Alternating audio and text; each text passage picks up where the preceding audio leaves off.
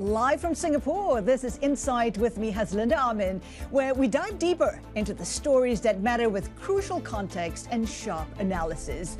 Coming up this hour, Donald Trump names Elon Musk and Vivek Ramaswamy to head a new Department of Government Efficiency, tasked with dismantling bureaucracy and slashing regulation.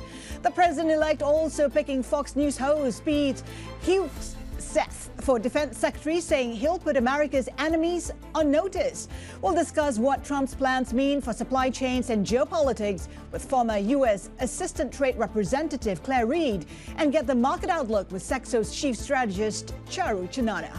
Also ahead, exclusive insights from OCBC Group CEO Helen Wong on the bank's plans in ASEAN and its China outlook, plus food delivery platform Swiggy about to make its trading debut after a $1.3 billion IPO and a test for investor interest in India's quick commerce sector.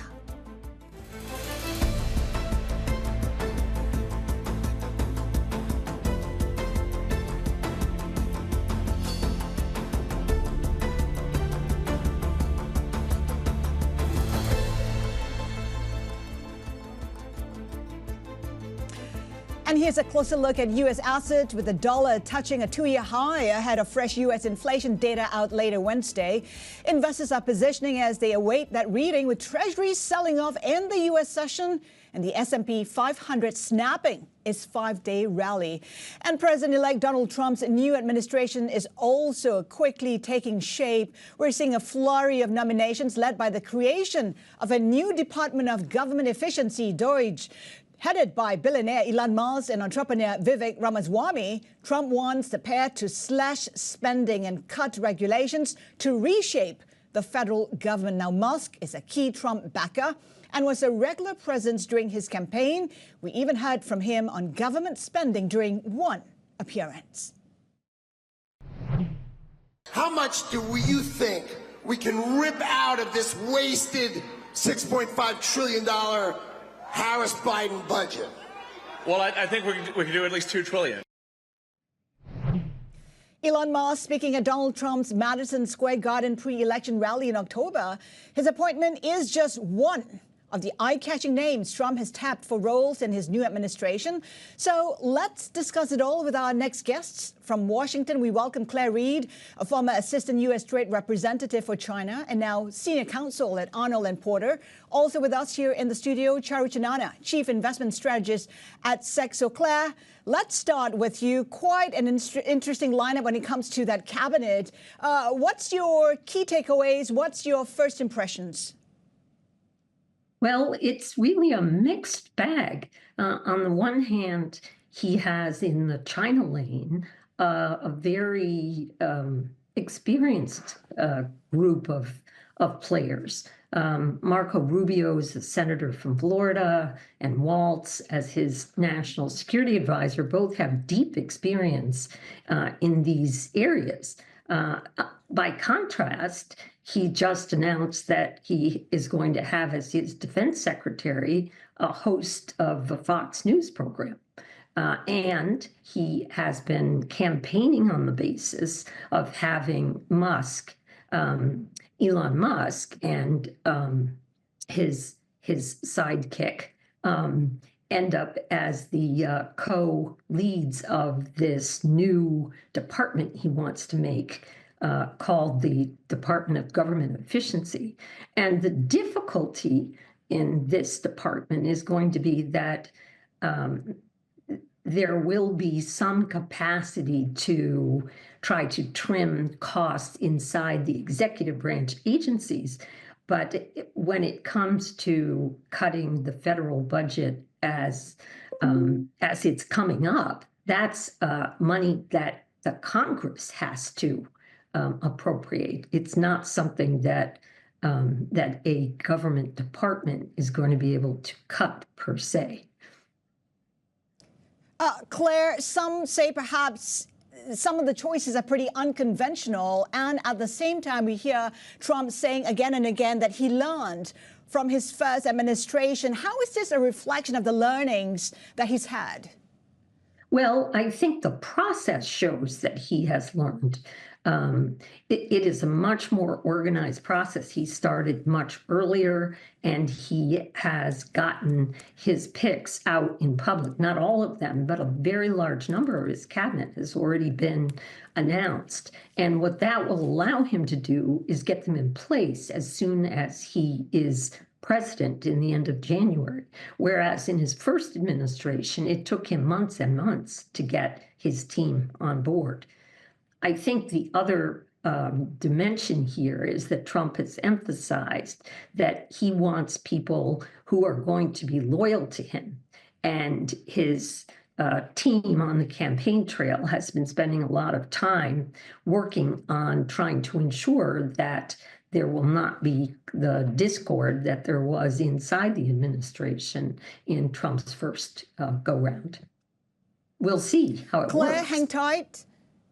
Hang tight, Claire. I'm going to bring in Charu Chanana into the conversation. Charu, how are you looking at Trump's team? I mean, we saw the Trump rally really picking up speed. Then people said, you know what, it all depends on the policies to dictate where the rally goes from here. Yeah. Does it help you in terms of, guiding you in your investment strategy? No, absolutely. I think the initial reaction to the strong mandate that Trump got was obviously in favor of, equities. And, there was a strong scope of policy changes that was being seen. And it was seen across the board, from deregulation to tax cuts to tariffs, and all of that kind of sent a very broad and a very strong message to the markets.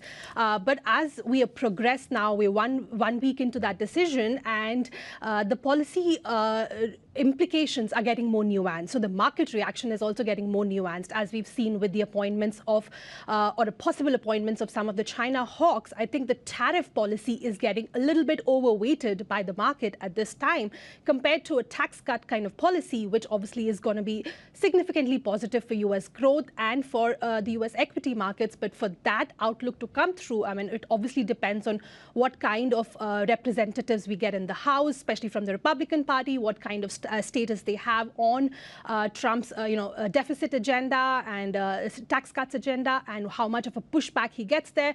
So that looks more like a second half 2025 or even into 2026 kind of a story right now, whereas the tariffs announcement seems like he's ready to push that through right when he takes office in January. You talk about China hawks, you also talk about the tariffs, and there are implications in how you play China. Take a listen to what Kyle Bass had to say about the Chinese market now.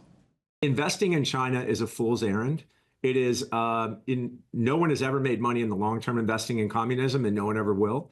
And so investing in China, again, is a horrible idea going forward.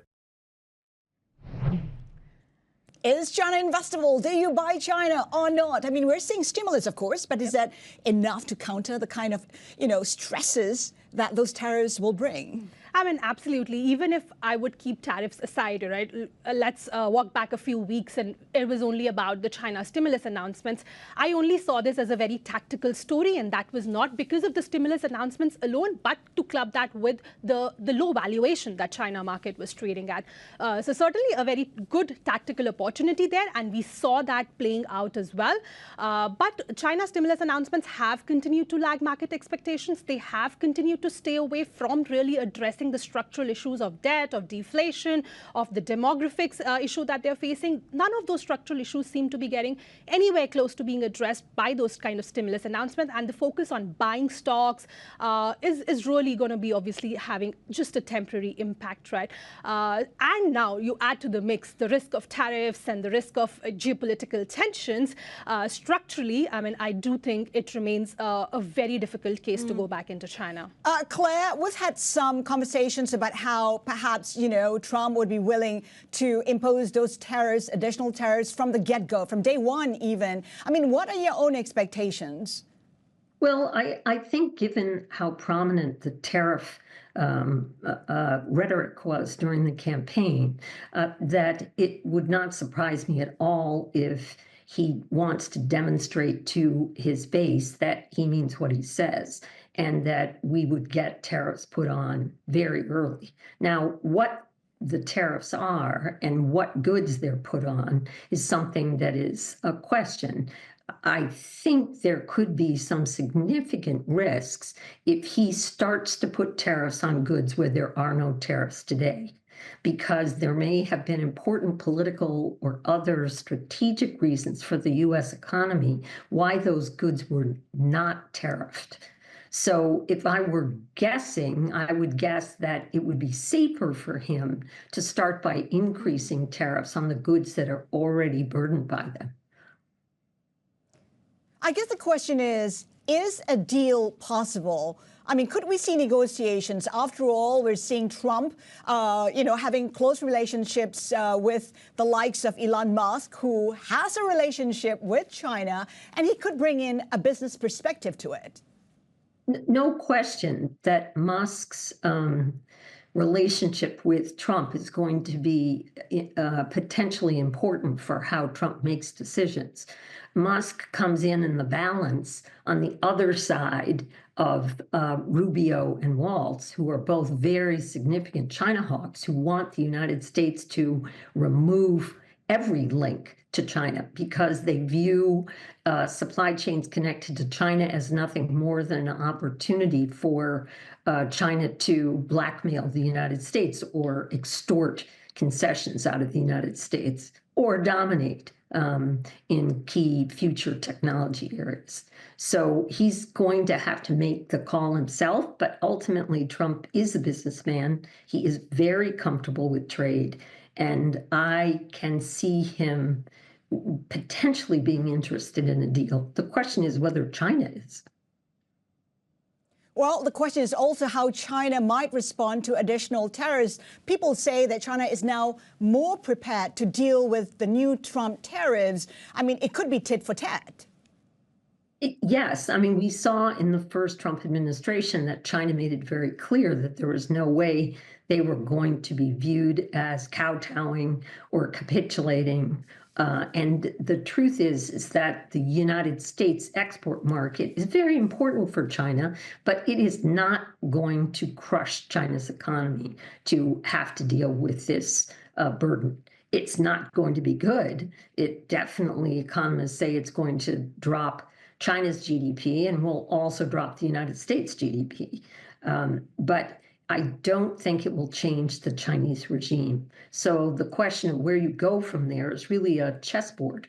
China may try to preempt the worst of it by talking to Trump about some kind of a deal that they could make that Trump could use to declare victory. But I'm not quite sure what they could put on the table that would satisfy him, particularly given how big the campaign rhetoric was on this. So there's still a lack of clarity in terms of the impact on the Chinese economy. But one thing's for sure, China is trying to rectify that. We've seen how it is willing to perhaps, stimulate the economy, perhaps not enough, but it's still in the right direction. When you take a look at the Chinese market, what are the opportunities there? People say when you take a look, for instance, the tech plays in China, they're trading at huge discounts when you compare them to the likes of the Mag 7. I mean, they're at a discount, but they're at a discount for a reason, right? And when you talk tech, it's such a strategic sector. But if you take a longer-term perspective, perhaps the risks are not as huge as people might consider. I mean, if that is the case, then I would probably wait for this Trump impact to really play out, because given how strategic chips and AI and tech is in this overall rhetoric, I mean, it's not just that Trump wants to go after China. He also wants to bring all of those strategic sectors back into the U.S. and kind of protect them from being, thrown outside. So I think with that policy in place, and then the whole pressure that the EV sector is also going to face, because of this Trump's importance and Tesla's importance really coming back into the broader EV market. I mean, how that plays out, because Chinese EVs have been certainly something that have been catching up quite well to Tesla and doing much better in terms of the delivery numbers. But again, I mean, I would say there is a risk there. So I would continue to stay cautious here. So don't buy anything in China just yet? Not at all? I mean, I would certainly continue to see the U.S. exceptionalism story playing out. And if you have a portfolio allocation, which is obviously overweighted towards U.S., then you could obviously take some tactical calls in China. But structurally, I would wait for those headwinds to play out to take a broader call. And Claire, it is fair to say that what's going to play out is disruption in the supply chain. We know that for Trump, it is about delinking the risks from China, delinking the supply chains from China, perhaps as much as possible. Well, that's what the China hawks want. I think what Trump wants is to avoid a situation where he's seen as giving away, the crown jewels of the United States economic well-being or technological future. But he may want to mix metaphors, slice the salami a little thinner than those China hawks do. And there's also a reality principle that you need to think about. I mean, these supply chains are now so globalized that if the United States cuts off China and is still taking imports from other parts of the world, and the United States cannot make everything for itself. But so if it is taking imports, those imports could well have value added from China. So you're not really, it's going to be extremely difficult to really decouple from China. How do you see global trade playing out from here? The impact initially from those tariffs was to hurt China. Yet, when you take a look at Chinese exports, they're even better now. They've grown their market share of exports to even more since the U.S.-China trade war started. True. I mean, I think economists would tell you that the Trump tariffs didn't work. Now, they may not have worked in terms of an impact on China's exports in total, but what they may have done, and what I think they did do, was create more risks for at least U.S. operators, or those who want to operate inside the U.S. market, regarding where their supply chains can go, and has created an environment where more and more companies are looking at plan B or else redundancy in the supply chain. So they have a supply chain that's China-based, and they have another supply chain that is not China-based. Not efficient, but maybe practical. At the height of the trade war, back in 2018, we saw how China devalued its currency. The yuan was devalued, I think, something to the tune of 7%. Do you see China adopting that strategy again? That's a very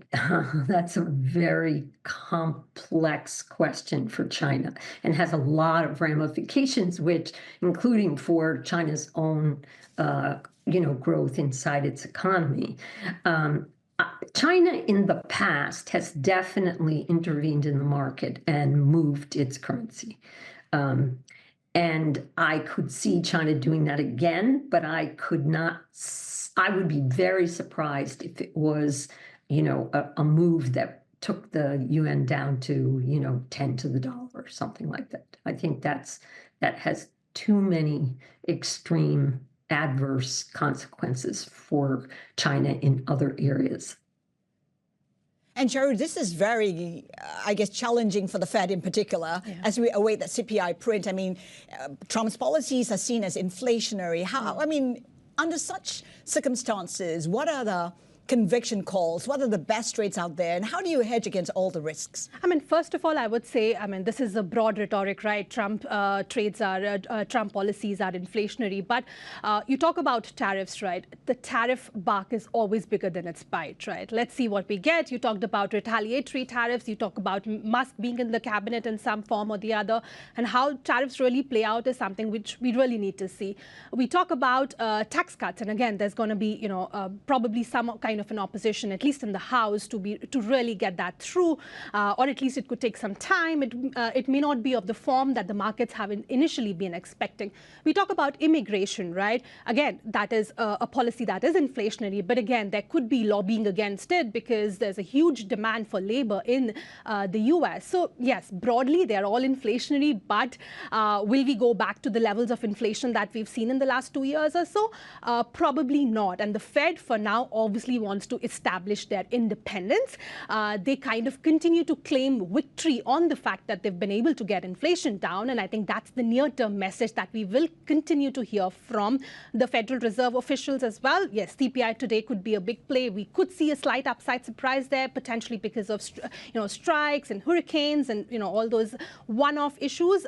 Does that change the story around CPI? Potentially not. Does that change the near-term trajectory of the Fed? Potentially not. And I think the risk-reward for the U.S. equity still remains tilted towards upside. All right, still a developing story. Charu, Chanana, Chief Investment Strategist at Saxo, and Claire Reade, Senior Counsel at Arnold & Porter. Thank you so much for your insights today. Now, still ahead this hour, OCBC CEO Helen Wong will be joining us exclusively to discuss the outlook for the Singapore lender after shares touch a record high on stronger earnings. Keep it here with us. This is Bloomberg.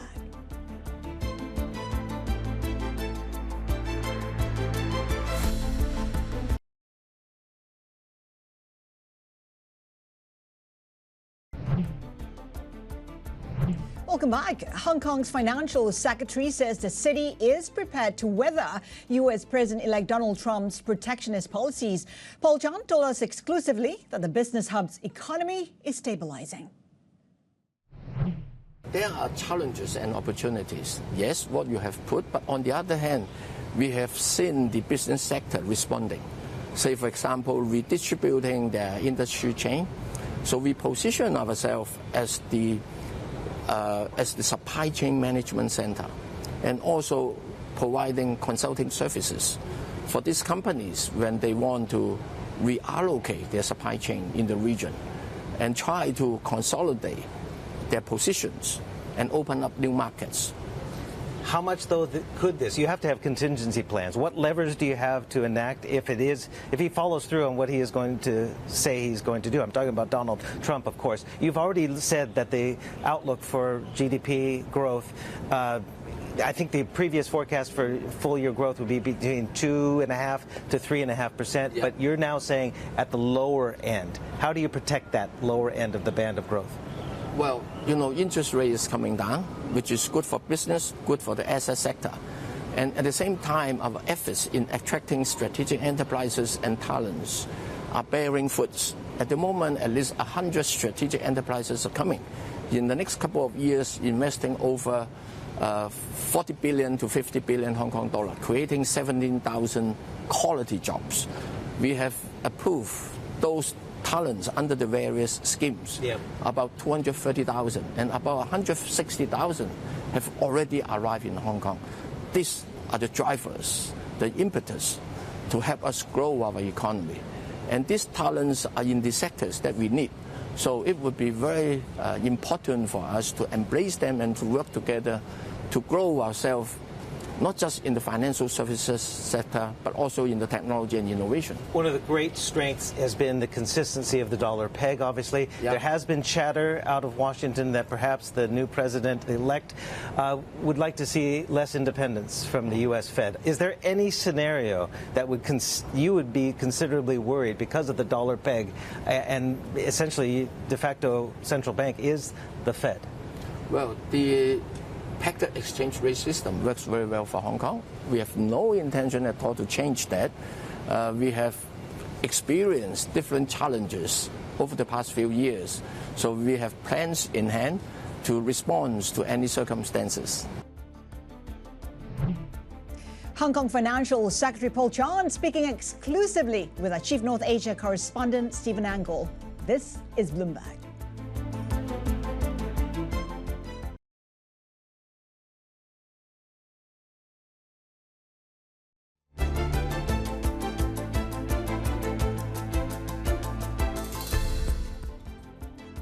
Welcome back. You're watching Inside.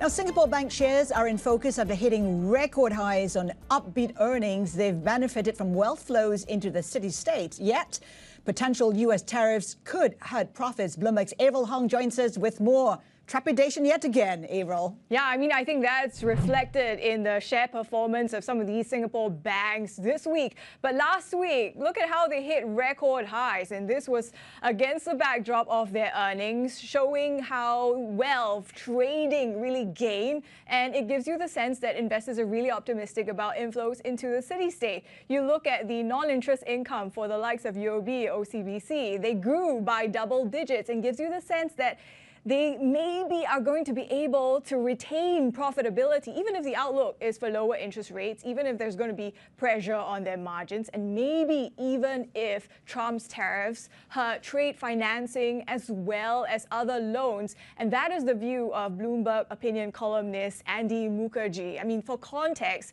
Asia's banks, not just the ones in Singapore, rely heavily on cross-border commerce for profits. You think about how DBS, the loan growth for much of this year has really been from trade. His view, Andy's view, is that maybe banking on the wealthy is going to help these lenders to kind of weather the storm. Flip the board again and take a look at this chart, which will show you the Asia ex-China onshore assets under management for the top 15 private banks. Look at where it was, $1.3 trillion when Trump first sat in the Oval Office versus now almost double.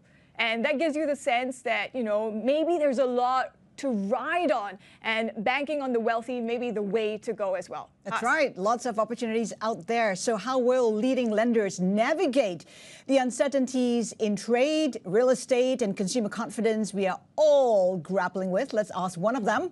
Our next guest here in the studio has 40 years of banking experience to draw on. Helen Wong is Group CEO at OCBC. Helen, good to have you with us. Good morning. Suffice to say, the business environment has changed from a year ago. Rates are falling. We have Trump 2.0 coming up. We have China that's slowing down and struggling to reverse that trend. I mean, how are you assessing the business environment? Are you more optimistic, less optimistic? You have mentioned all the uncertainties in that sense. I wouldn't call it more or less. It is all about adjusting to it and then looking at what are the opportunities. And are we equipped to capture that opportunities? And I think we are.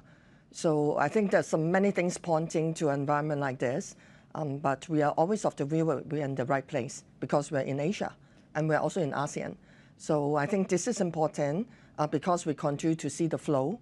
And Singapore, I think I don't need to talk too much about it. It's indeed a very active financial center.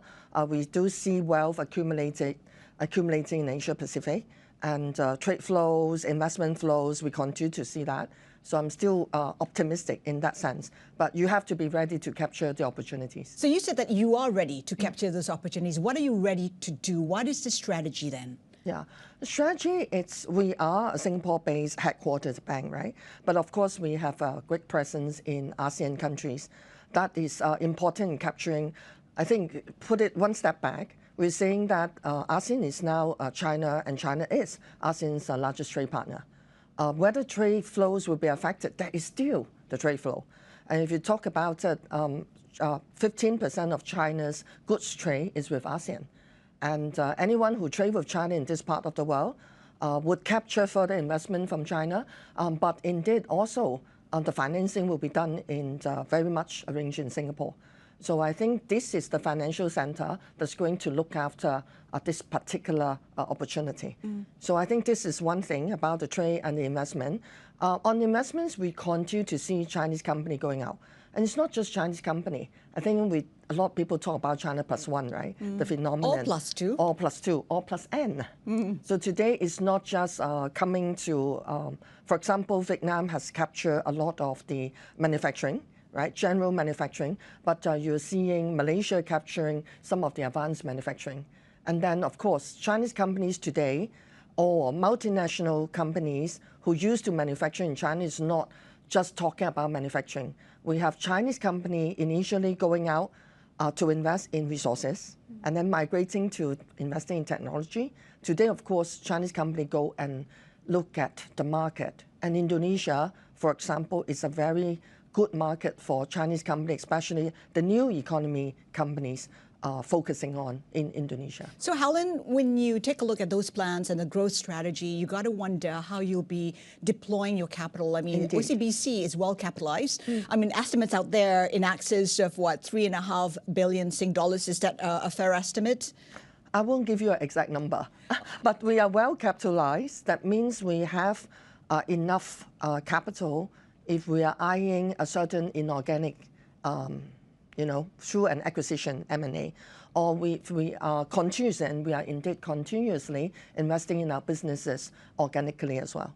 So that is deep pockets. I mean, talk to us about how you will deploy your excess capital. Well, the first thing is we have to reserve some conduit for our business growth, because I said that we are seeing still a lot of opportunities. For example, in wealth, we can talk about that later, but we're investing in people, we're investing in system and our wealth platform and products as well. Of course, we're investing in AI, right? How it actually helps us to do our work better, more effective, but also AI help us to create things and the products that our customers would want. So this is part of the investment. The other investment is we look at inorganic, right? So this year we just finished completing the merger of PT Bank Commonwealth in Indonesia into our Indonesian business. We are looking at Great Eastern, right? So this year we have also launched a voluntary general offer for GE shares that is not already owned by OCBC. So these are the ways we use our capital, but very importantly, have to generate good return for our shareholders. Right. So dividend is important. So you are considering raising the dividends back to your shareholders? What are the plans for that? Okay, if any? We are not at year end yet, so we cannot announce anything at this point of time. But since 2023, last year, looking at 2022 profits, we have already announced our dividend policy of 50%, right? So at least half will go to our shareholders. But for the 2022 profits and last year's profit, the whole year we pay out 53%. So interim 24, we paid 50%. So we are now looking at the full year. So if we feel that our capital is strong enough, we have prepared for both organic growth and certain inorganic growth opportunities, then we will consider potentially paying more to our shareholders. We talked about how OCBC has been trying to acquire the shares in Great Eastern it doesn't already own. I mean, you failed previously. How confident are you of succeeding the next time? And what happens if you fail again? What is the plan? Well, it is too early to tell, right, exactly what we do. And of course, at the moment, the shares are suspended, and Great Eastern has approval to extend that suspension till sometimes in January next year. And we cannot consider a second attempt until also after towards the end of January. So it's too early to tell, but the wish and the confidence of bringing Great Eastern to be delisted is still there. So we'll look at all the options that we have, and we'll see what happens. So more confident this time around? Well, we'll see what happens. Also, M&As, you've been quite active. I mean, if there is, one market or that you'd like to make an acquisition in, what market would that be? I mean, we talk about how, the greater China market is important to you, Southeast Asia is important to you. Are there acquisitions out there you'd like to make?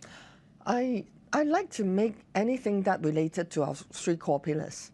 So banking, wealth management, and also insurance, right? Of course, insurance is very much driven by Great Eastern. But again, it will be the key core markets, right? The core markets will be, I think locally we don't see a lot of opportunities in Singapore, but Indonesia, we still see opportunities. And it is not just banking, as said. So we always look at Malaysia. We always look at Greater China. But again, Indonesia, I think, has better opportunity, and we like the growth and how Indonesia is evolving as a big economy. What would make sense in terms of acquisition? What asset would make sense to you? I like wealth assets. So if there is a wealth management portfolio that's available, if there is a private banking, a group of customers, That doesn't duplicate with us too much. I like this sort of portfolio. I like portfolio generally more than buying a whole bank. But of course, if the target of, if the opportunity is also can complement what we have, we like it too. So PT Bank, Commonwealth, it's not a big bank, but the portfolio we like, and it has customer base that do not duplicate too much with ours. Greater China, an important market for you. And of course, growth in China has been pretty lackluster. It's really struggled in turning around the economy. But stimulus on the way, perhaps even maybe boosted in the coming weeks or months. I mean, how are you looking at China's recovery? I saw the improved sentiments. And of course, there has been stages when the measures come out. We're still looking at the Central Work Committee meeting in December. I still see that there could be more measures coming out. So I think with that, China is quite determined to resolve some of the outstanding issues, right? Local government debt, real estate market. So hopefully more measures would come out to be able to lift the confidence and again stimulate the domestic consumption. So I think that's some positive things that's going to happen, I see. And of course, it will spill over to Hong Kong. Hong Kong is also, as we all know, facing some challenges. But with the measures in China and also a lower interest rate in the horizon from the US, I think Hong Kong will see some opportunities to regain its growth.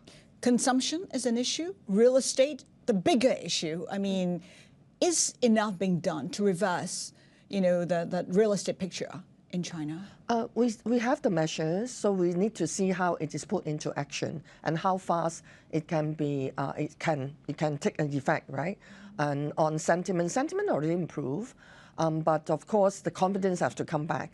If you're saying that I want to go back into buying property again, then of course I want to know that those property will be delivered, and then interest rate will remain at a good level that I don't need to service too high interest rate in terms of the interest. So I think all these are in the making. So we'll hope to see the results sooner. And how are you positioning to tap that recovery? If you're optimistic that stimulus would play out and would begin to lift the economies both in Hong Kong as well as China, how are you positioning to capture that growth? We are already positioning ourselves in a few areas. I mentioned wealth earlier. Wealth is still important. We do continue to see Singapore and Hong Kong, our twin hub, to be the center for wealth growth in Asia. I think depending on which research you look at, generally we're just saying that wealth growth is like a CAGR of high single digit, 8%, 9% for the next 5 years. So we've been preparing ourselves. So our Bank of Singapore, we have already announced, and we probably will be reaching our target. The last plan was to reach 500 relationship managers by 2025. We're definitely reaching that plan. We're also increasing relationship managers for our high-end premier and premier private customers in our consumer business. So, and also upgrading our wealth platform. The younger generation actually really like to use digital to consider wealth. But of course, we pair that with the relationship managers so that we can cover not just wealth growth, but also the transfer of wealth to the next generation, focusing a lot on what we call next gen in Asia as well. That we see as very important. Do you see a scenario where you'll want to hire even more to cater to perhaps that potential recovery in China? Yes, we are hiring in a few areas. We talk about wealth RMs. There would be next plan to consider hiring more. So that's important. Is there a number you can attach to it? Not at the moment, but we did say last time it was about from 350 to 500. So the next stage would be, again, most likely in hundreds. So the other thing is we want to improve our technology, continue to improve using technology to improve our products and create new products as well. So we are hiring more engineers. In China, we're building a hub of engineers, and we are hiring towards 2026 from a base of about 400 as at the end of 2023 to 700. So that would be tapping on the amount of the number of engineers you can find in China, in particular in Shenzhen. and in Shanghai as well, where we have our headquarters for China business.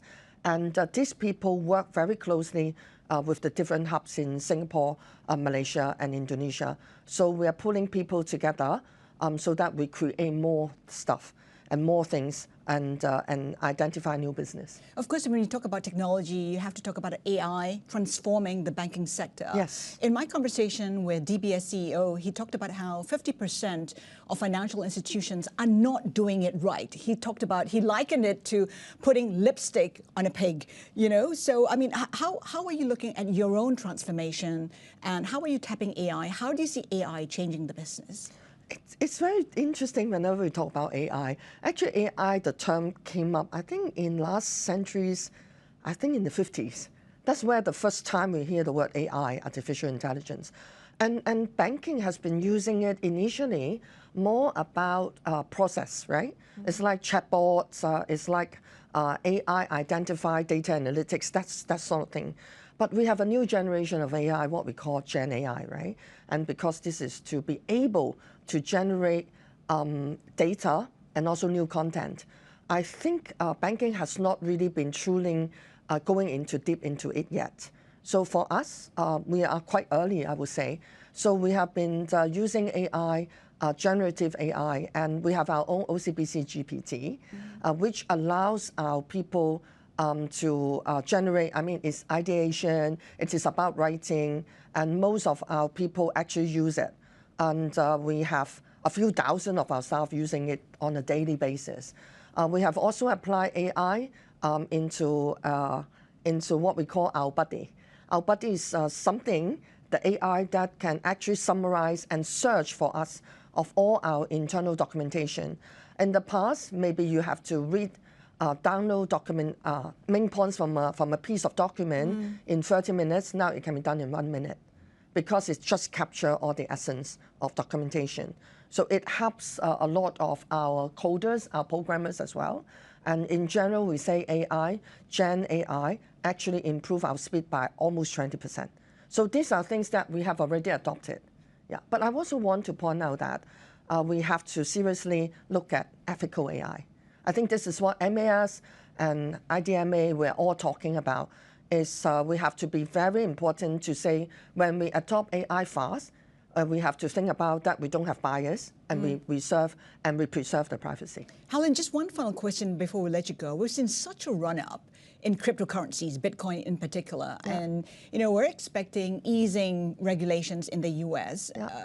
How are you looking at it? How is banking looking at it? Because banks have always been suspicious of taking, clients whose business models actually are around volatile assets. I mean, banking is banking. We preserve the wealth of our customers. We preserve our capital for return to our shareholders. So, but importantly, when you look at Bitcoin, I look at the back of it, the technology. I look at the blockchain technology. I look at how that technology can help banking. And in a way, we just launched with a local government-owned transport agency that we are talking about using the technology to link up the payments, the documentation, so that everything is in a safe environment and is easily identified, but only those who are approved can tap into that blockchain, right? So it is really for construction. Construction industry is very complicated. All the documentation, the progress payments, and how do you present to draw down your loans, and how do you pay many contractors and many parties in the supply chain. Blockchain actually serve that purpose. So we like the technology and we'll continue to use it for trade and for payments. Yes, we watch the development of the cryptocurrency industry, but we're really using tokenization as well to sell products to our customer. So you can say it's similar, but not necessarily focusing on the more volatile commodity in that sense. Right. Okay. Thank you so much for that, Helen. Thank you. Helen Nice Wong, Group conversation. CEO at OCBC, in an exclusive interview with us. Well, still to come, delivery platform Swiggy's shares about to make their Mumbai trading debut as their billion-dollar IPO puts weak Indian market sentiment to the test. We have a preview next. Keep it here with us. This is Bloomberg.